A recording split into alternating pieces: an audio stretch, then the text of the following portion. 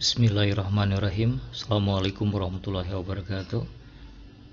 Ketemu kembali di rumah belajar Pak Guru Rahmat.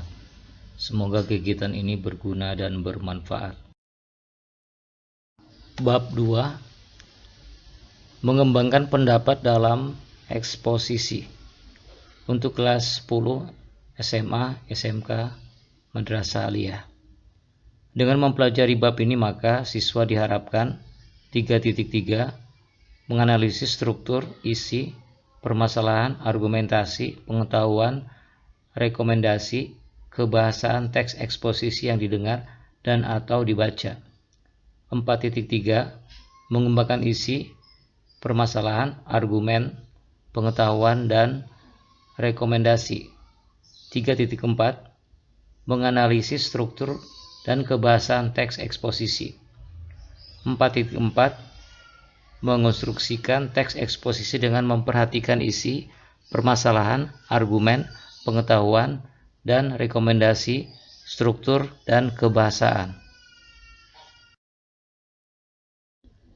Bab 2. Mengembangkan pendapat dalam eksposisi. A. Definisi, ciri, dan jenis teks eksposisi. B. Identifikasi teks eksposisi. C. Pengembangan isi teks eksposisi. D. Struktur dan kebahasaan teks eksposisi. E. Penyusunan teks eksposisi.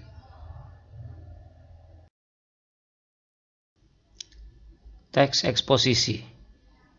Ini adalah ilustrasi sebuah koran Republika. A. Definisi, ciri, dan jenis teks eksposisi. Definisi teks eksposisi, ciri teks eksposisi, jenis teks eksposisi. Eksposisi merupakan paparan yang bertujuan memberitahu atau menerangkan sesuatu. Menurut Kamus Besar Bahasa Indonesia, eksposisi berarti uraian atau paparan yang bertujuan menjelaskan maksud dan tujuan dalam karangan. Menurut Goris Kraft, eksposisi atau pemaparan adalah salah satu jenis teks atau keterampilan bahasa secara efektif yang berusaha untuk menerangkan dan menguraikan suatu pokok pikiran.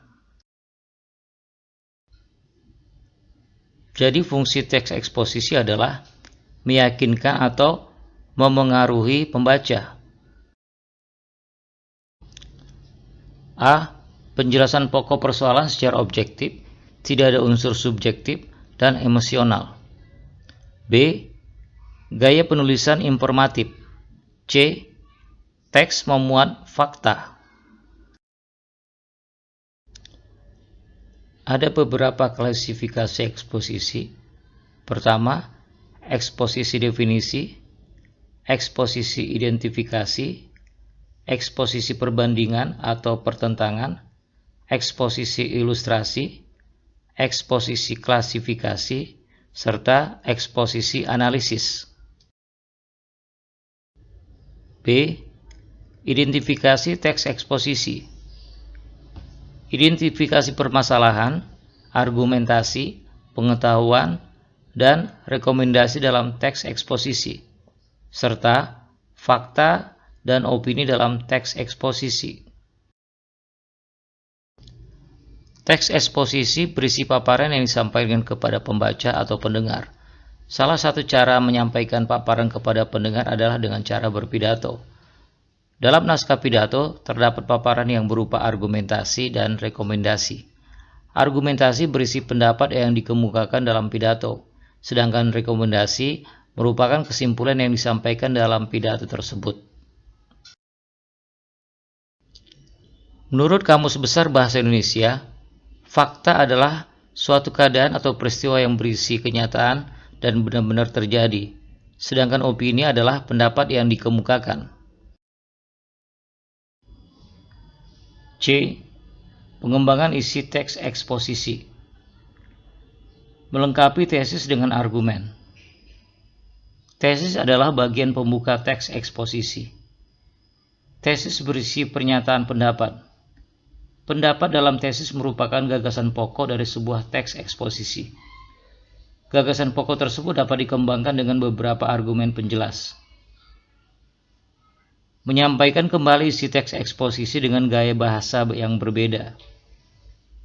Cara menyampaikan kembali isi teks dengan membuat gagasan penjelas dari setiap kalimat utama yang terdapat pada teks eksposisi. Tetap perhatikan isi dari teks eksposisi tersebut.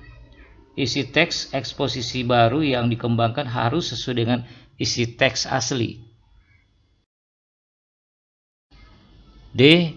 Struktur dan kebahasan teks eksposisi dibagi menjadi 1.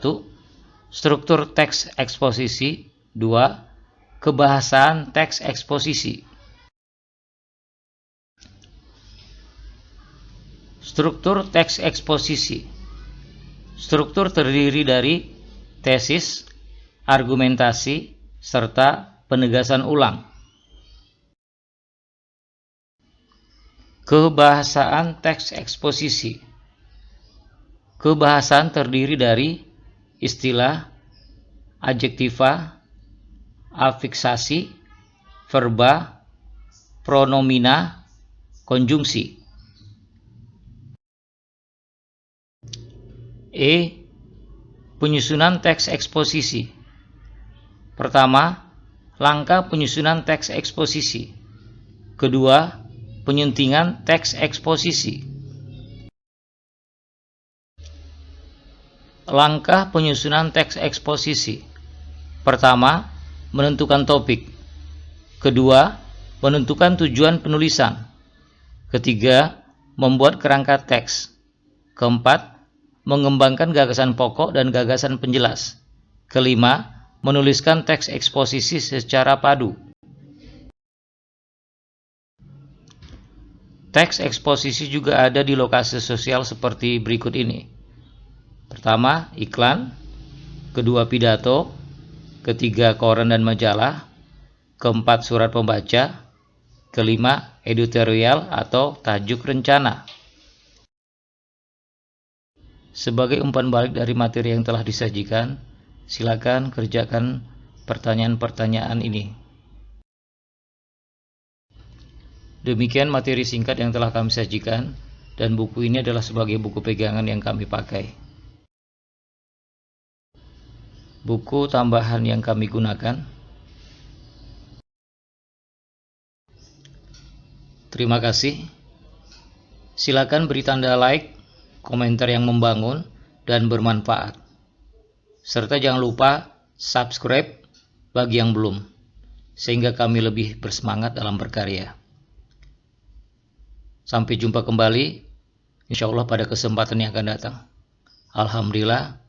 Assalamualaikum warahmatullahi wabarakatuh.